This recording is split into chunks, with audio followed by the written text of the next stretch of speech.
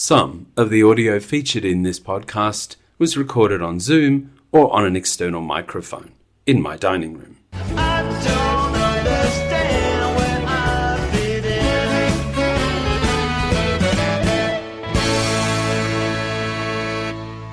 in. Hello and welcome to Friends of Dorothy. My name is David Rector and I am the creator of the series as well as its writer, director, producer, editor and occasional actor. That's a big sentence.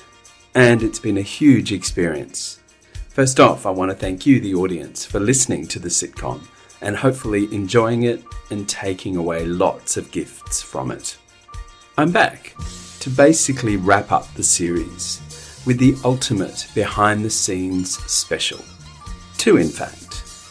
A candid, no-holes-barred piece of storytelling from me as to how this series came to be, what a steep learning experience it was, and what I wanted to achieve by exploring it. You'll hear from my beautiful cast, as well as some highlights from the two series of the retro queer sitcom. But this special podcast also allows me to wax lyrical about its purpose. Hence, this installment being titled RAISON d'ETRE, which is French for reason for being. Why did I set it in 1984? Why a podcast? Why a sitcom? Why queer? So many questions, so little time. Well, 3.5 years ago, I was at a juncture, an important fork in the road. I had been impacted by a cancel culture event in an LGBT workplace. I won't say I was a victim, as that would give the individual and individuals that perpetrated that behaviour more credit and power than I would like them to have. But it reminded me that brainwashing and mind control are the enemy of free speech, and I found myself caught up in all of that. I have been fortunate to have two very different careers. One as a creative, 20 years at the national broadcaster in television, and one as a support worker for a small community organisation for 14 years. Different ends of the spectrum, 4,000 workforce in the former and less than 30 in the latter. Both assuaged core values and needs of mine and developed skills as I navigated my way through my young adulthood and midlife. So how could I be fulfilled creatively was the conundrum in front of me in 2022. And what emerged was Friends of Dorothy. Friends of Dorothy, Episode 1 by David Rector. What follows is an affectionate look back at a bygone era.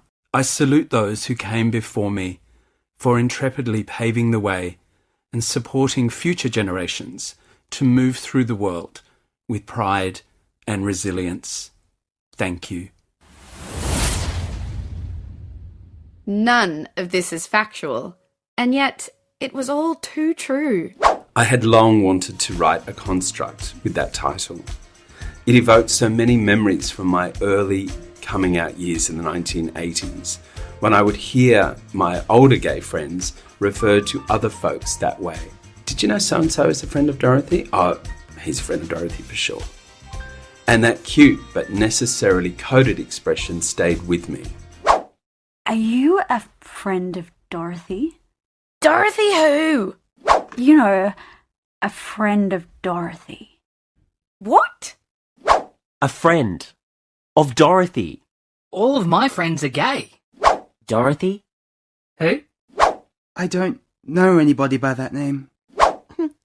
Is that a trick question? You haven't heard of the phrase, friends of Dorothy? Who? Dorothy! Will saying yes get me the room? A friend of Dorothy? I haven't got any friends. Huh? Oh, so you're Dorothy. Do I look like a Dorothy? Even in the 1980s, it was not safe to refer to someone as gay or queer or homosexual in public. We had to speak in code. We had to sometimes not tell the truth. We had to not name what was actually happening. Episode 2, Bedroom Farce. How bad did it actually get at the boarding house? From the very first night, when Mrs. Hetherington caught me staring at one of the young brickies packed lunch, you know? Then it was all downhill from there. She said I was abnormal, a sinner, and that I should keep my eyes to myself. God made Adam and Eve, not Adam and Steve, she would say, repeatedly. The other males would give me dirty looks, menacing eyes. It was incredibly uncomfortable. I barricaded myself in the room at night. There was no lock. How old are you, Simon? I'm 20. That's wrong. Not being 20, but for being vilified. Just for being you. I've been this way all my life. In 2012, I began interviewing gay men I knew from different eras to do my research on what it was like to be queer across the generations, with a view to a documentary. Episode 6, Fusion. It is not a friendly world out there, and when that infiltrates our safe haven... William, do you appreciate how vulnerable it can be for some of us? I'm beginning to. I feel it as well. But if we don't begin to stand tall, we will always be at the mercy of bigots and ignoramuses. Shouldn't that be ignorami? I so resent that we have to hide who we are and our belongings for fear of exposure. It's the 80s, and yet we still live with a constant threat. When do we get to be free? Wasn't that the ideology behind creating this Friends of Dorothy household? Your own kind. Sure was, but we can't keep the world out. But only got so far with that. I don't come from a documentary background. Then I started, I kid you not, a transpersonal feature film set in one house where gay folks had lived down through the years, and their spirit and stories were going to be told, weaving various objects and reminders that the house had a long history. That was very steep creatively, and after several months, I bailed. But I felt, and still feel, impassioned to tell it like it was, not just for me, but for other queer brothers and sisters who preceded me and accompanied me in those heady and at times traumatic years. So, in 2022, a sitcom seemed the way to go. Episode 3, The Naked Truth. Steph enters the front door, hastily drops her belongings, littering them in several locations, before flopping down onto the sofa, throwing her satchel on the floor. She kicks off her shoes, opens some mail, reading. She then heads to the kitchen. Mikey emerges from the bathroom, naked, other than a towel twirled around his head. Ah! Good God, man! Why are you naked? I'm not naked. I have headgear. See? Down below! Down below! I had a shower. I usually find it more pleasurable not to wear anything for it. Haven't you heard of a towel for your bits? You can look. I've hidden me bits. Steph tentatively turns around to see a still topless Mikey. That's only marginally better! Excuse me? This is A-grade, top-shelf manliness, prime beef. More like a loin of pork. How rude. How would a good Jewish girl know what pork looks like anyway? I didn't think anyone else was home. Clearly. I needed a shower and I finally got one. I need a tranquilizer after that. I have been known to send hearts aflutter. It's not a party trick I would replicate, Mikey. Well, it was a full-on moment, wasn't it? You're not kidding. Much more visual information than I ever needed about you. But you've seen me naked before. If I did, I must have repressed it. Thanks for reopening a can of worms. Ew, that's an unkind description. It's the body, beautiful. It's how I came into the world. If so, your mother has my deepest sympathies. Are you going to change or stand there like that? This is my sauna and steam attire. It's a good look for me. Trust me, it isn't. Like many boomers and Gen Xers, I had been raised on a diet of traditional comedy series. 4 cameras, a studio audience, and naturalistic styled sets. And one iconic program in particular had stayed with me. Thank you for being a friend. Travel down the road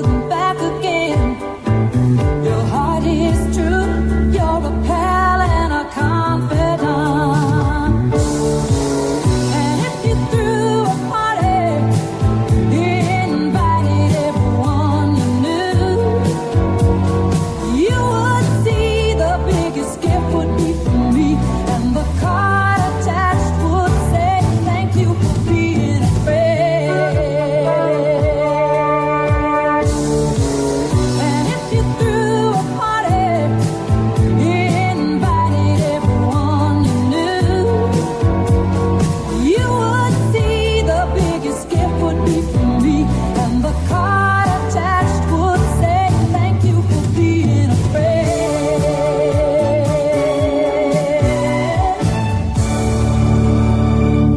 The Golden Girls. Running between 1985 and 1992, this wonderful sitcom set in Florida and with 4 distinctly drawn female characters was an immediate hit, and especially with the gay community, as the 4 women seemed to resemble queer archetypes, or maybe more than resemble.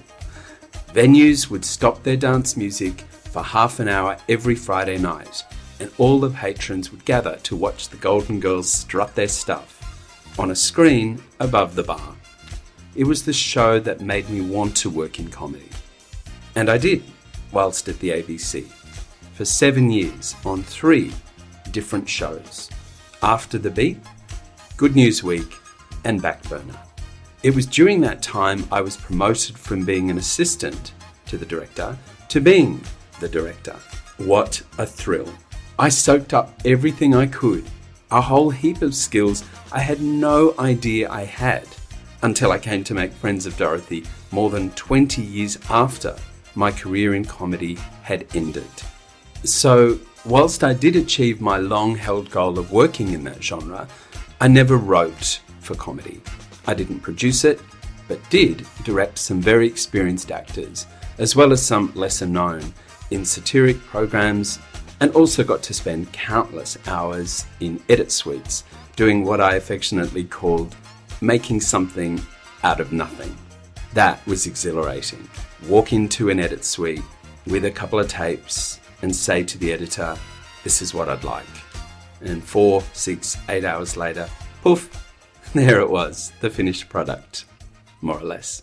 It was clearly indelible, the whole experience. I had successfully created a series of short fillers to mark the 50th anniversary of ABC TV, and was writer, producer and director on those. I've always been fascinated with history, and in fact, I started my career in the television archives, so I guess I leaned into that experience when considering starting this little venture that just grew and grew and grew.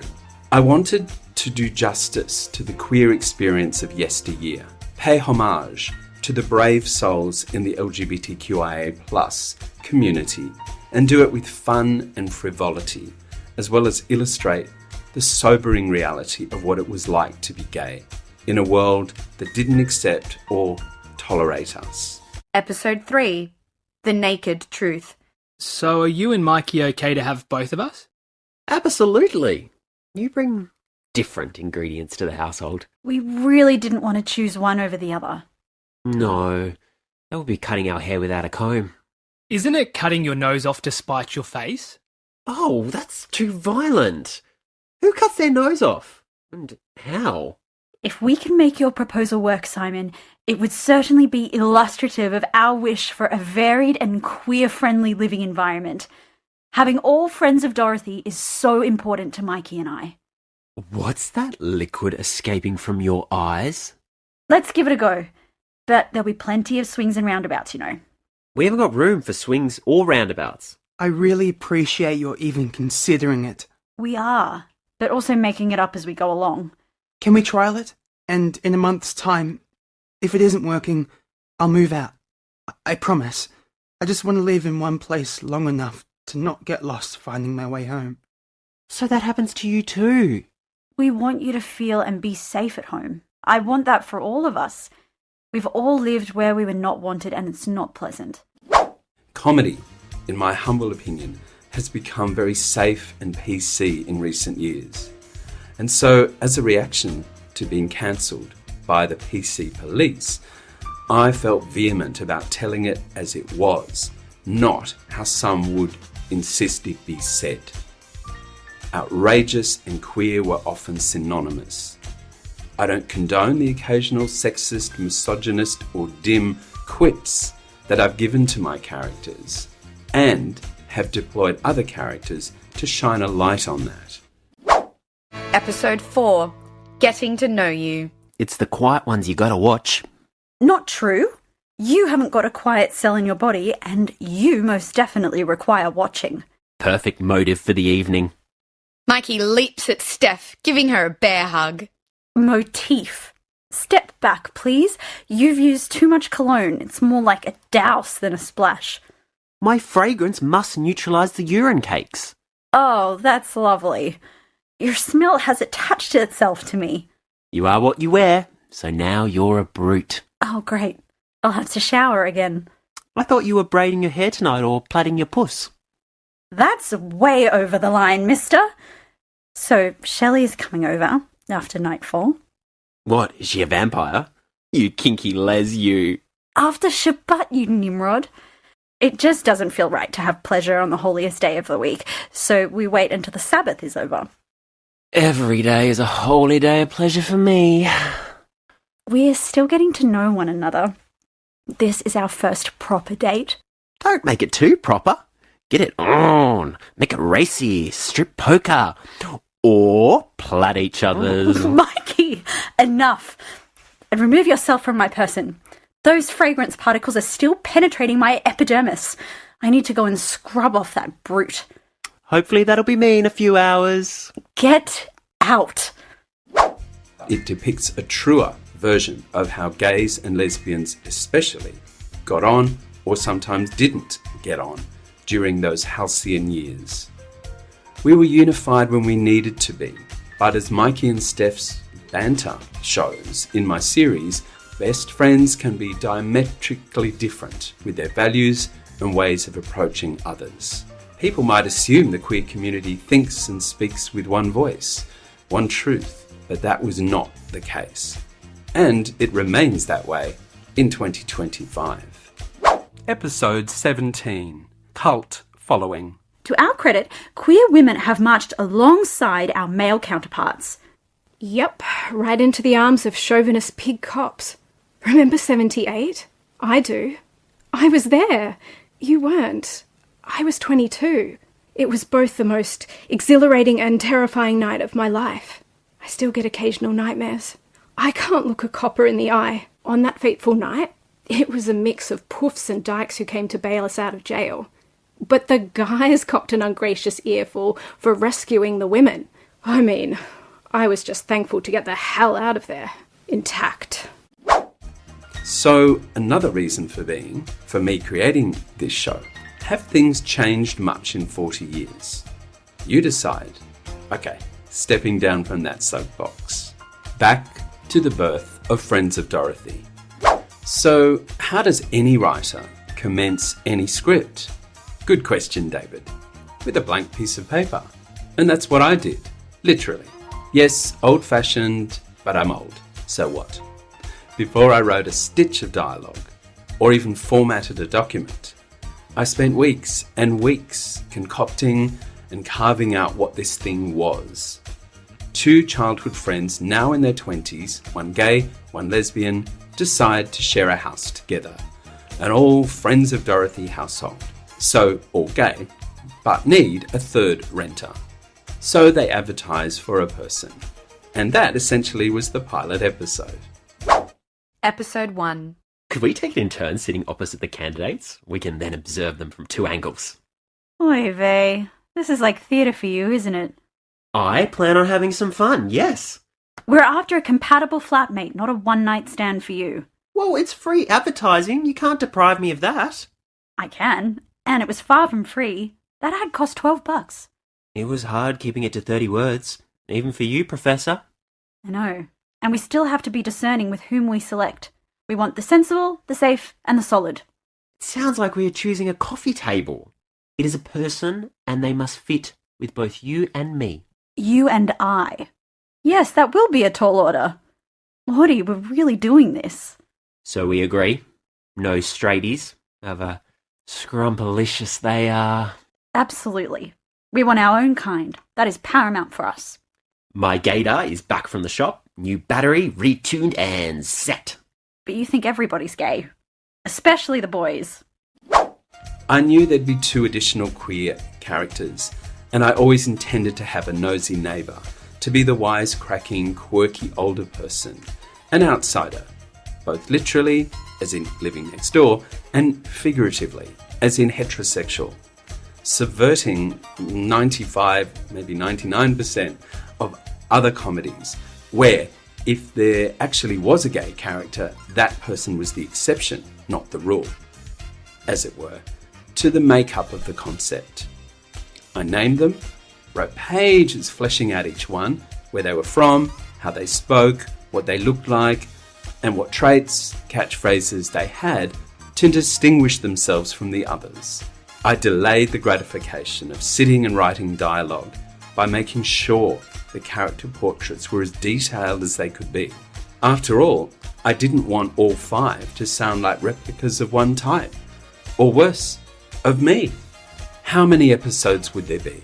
Well, in addition to the character portraits, I needed to design an arc for the sitcom, a basic skeleton of what each episode was about.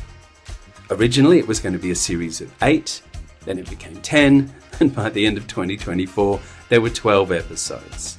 Plus, I was already getting ideas about a second series. But as usual, I was getting ahead of myself.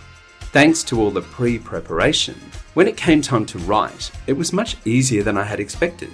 Very quickly, the characters came to life. In fact, they seemed to have a life of their own, which was weird as they were all works of fiction, although clearly I used a lot of my personality, especially with Mikey. To my surprise, later I realised there was a lot of me in Steph as well. As a teacher once told me, either you write what you know, or you create science fiction. Within a short time, the first 3 episodes were finished, and several drafts written, but were they any good? I walked around my living spaces reading my dialogue out loud, but I wasn't sure if I had something worth pursuing. Only one way to find out: cast the roles and do a reading. I had written a short film and a feature for which I had staged formal table reads with actors in a room, but this was now just post-COVID. So I imagined it would happen on Zoom. That also allowed me to cast the net, as it were, wider than just my home city.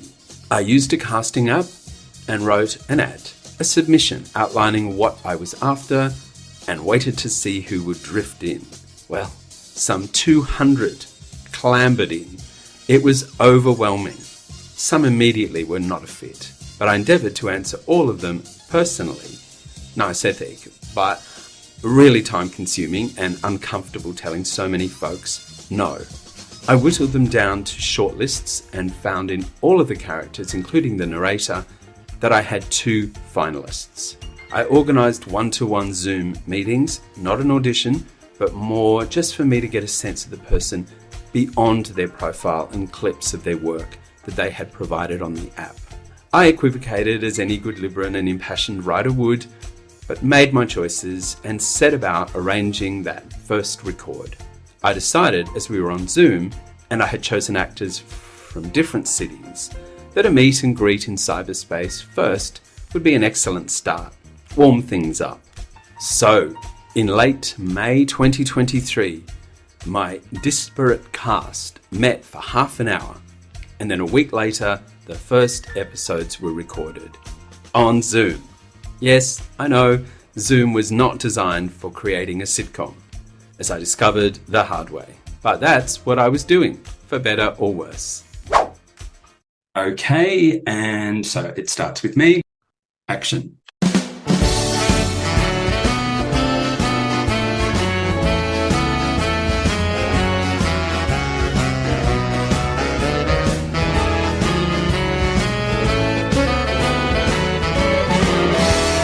When I'm thinking of you, you're thinking of him.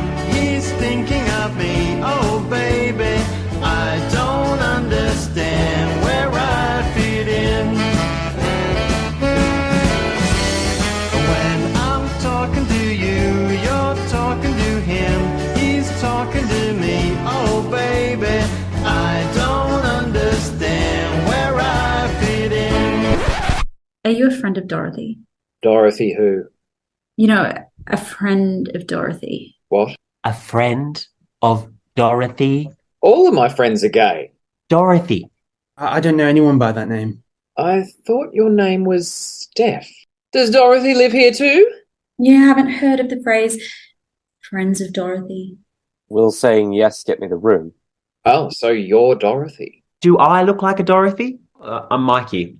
Gotta go. I'm late. I got myself a date. One day, you'll realize that I am smarter than I look. I don't think that day will ever come, Steph.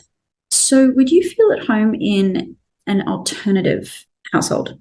We must think laterally. Our inner sanctum must be guarded. Being a woman is about so much more. It's not just being an object and dressing up like Barbie. I'm Simon. I am an entertainer and a psychic. We are all imperfect vessels. Once had a love, and it was a gas. Soon turned out, had a heart of glass. Hello. Oh, it's me, Kelly. Hi. It's me, Viv. I'll put the kettle on. I spy with my little eye something beginning with M. I'm William. I'm not really mainstream. How so? I think I know where you're going with this. You're attracted to girls.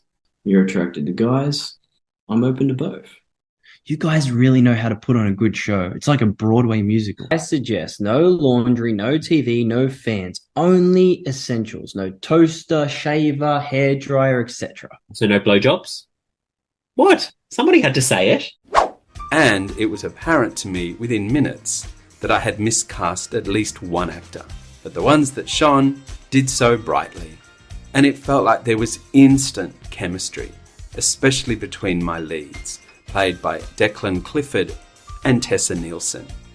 Quite the feat, as Melbourne-based Declan was actually in Singapore for the first episodes, and Tessa in far north New South Wales, and I'm in Sydney. I was becoming more sure I could continue with this, having written several more scripts in the interim, and after a couple of casting tweaks, we went heads down, tails up for several months, recording 10 episodes of Friends of Dorothy, all on Zoom. Editing was challenging, mostly because the audio on that platform is inconsistent at best, and at times erratic and tinny at worst. But, being the Looney Tune that I am, I persisted and edited 10 half-hour episodes of my sitcom by the end of 2023. All the cast were right in the sweet spot of their characters and willing to try new things and even invent choreography. River Stevens, who played Simon, was willing to climb into his own bathtub to record the sequence where the house was burgled. And I got to direct my first, semi-nude scene. It's okay, he had pants on. All via a remote source and on little windows. Martine Halliday, Viv, used her beautiful singing voice to help flesh out the episodes where she takes over the running of the house when tradesmen come to fix their issue. It was a new realm for all of us, but I guess I used my multi-camera directing experience to make something visual from the scripts and make the most of those Brady Bunch multi-screens. But there was the fly in the ointment. Sound. Audio. Always the bane of every production's experience. I had begun writing the second series, but was at another fork in the road. What to do with this thing that I had created? I felt I had something here. Something compelling and something I wanted to share with an audience. Surely the raison d'etre for any piece of work. I had a lot of whispers in my ear about going to the ABC or SBS or Netflix to pitch it, or consider filming a pilot of it in a rental house. But a period comedy and with a cast spread across 4 cities or regions, it was going to be hugely expensive. And I wanted autonomy, as any good control freak does. And be under no misapprehension, all creatives are control freaks. So I decided to create the series as a podcast, a radio play as it were. After all, they were very dialogue heavy. All the action is set in one house. So take away the visuals and record it with broadcast quality audio. Simple, huh? Think again. I did feel at the base of a very steep mountain. After all, what did a retired TV director know about podcasts? I had not even been an avid listener, and I last tuned into a radio in 1987, so I would need to deep dive into research and think well outside my box. I felt the fear and did it anyway, as that famous book outlined. Some further recasting was needed, and I decided to bring in a fresh young actor to read the storyteller and be the eyes, ears, and at times attitude that would give some spark to the big print. And I found myself a new William, played by extremely multi-skilled Riley Nottingham, whose work I had enjoyed on the small screen, and who was married to my lead, Declan Clifford. At that time, 5 of the 6 core actors lived in Victoria, 4 in Melbourne itself, so it made sense to record the show in the cultural hub of Australia. I looked around for studios and found a wonderfully titled outfit called Big Ears Audio, run by Tony Lazaro, a musician, vocalist, producer, and all-round nice guy. I met with Tony and his trusty sidekick and audio engineer, Adrian Ricciotti, on Zoom, where else, and made our first bookings. It was on. Being the bossy director that I was, I briefed my cast, and myself for that matter, in rehearsals, that this was a new platform for us all. None of them had really done any substantial voiceover work, mostly theatre and short films. And so it was a pivot for everyone, having spent 9 months in 2023 on Zoom and primarily using their faces and bodies to act, would now have to channel all that and then some just through the voice.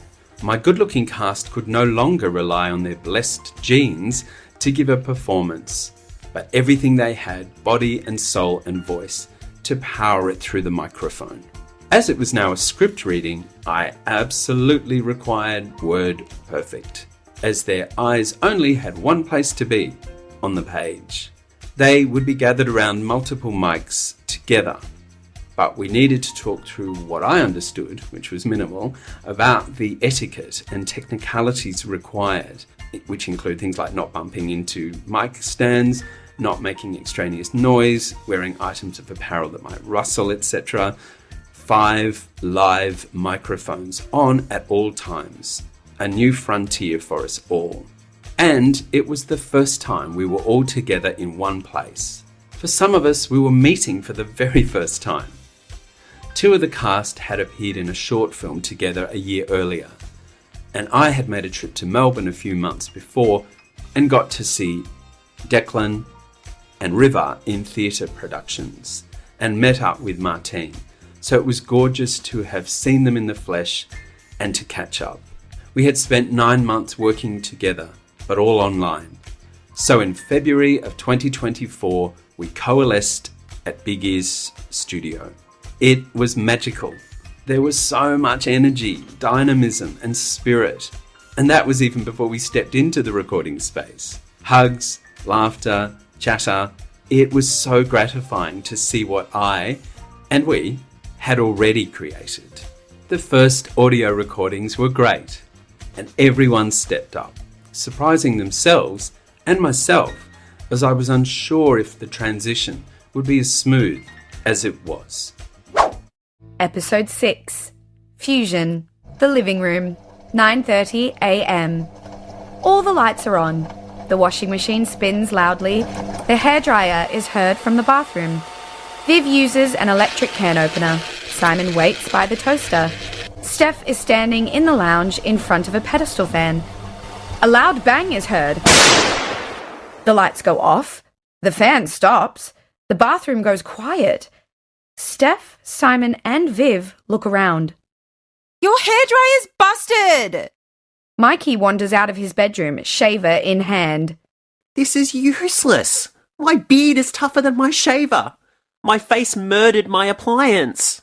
Hey folks, sorry to say, but we blew a fuse. I did tell you the vibrations were really disturbed. I had edited the series on Zoom and had sat for incalculable hours while at the ABC, in cutting rooms, watching and instructing editors. So surely this would be an easy task. Well, not quite. Much to my surprise, editing audio alone to storytell was decidedly tricky. Sound effects, music, pacing, and timing were all ingredients that I had to consider as well as to which of the takes I would use. There was insufficient time for too many runs through each episode, but I knew what I wanted, so would often just pick up lines or scenes again if they weren't played the way I envisaged them. Just one episode of half an hour at first took me about 40 hours of editing to create. That's a full working week. It got a little easier the more I did it, until what happened next. Like a subplot in the series, two of my cast, including the co-lead, informed me they were relocating to America within a few weeks. My heart sank. We were 5 episodes in for the first season. What was I to do? What could I do? What was I going to do? How would it be sorted? You'll have to tune in next week to this special Friends of Dorothy. Au revoir. I know creatives are so manipulative and sneaky. Well, storytelling is all about drama, suspense, cliffhangers, and climaxes. Even in a behind-the-scenes documentary telling of how the series came to be. I hope you've enjoyed Raison d'Etre. Join me next time. Thanks for listening. The copyright is 2025.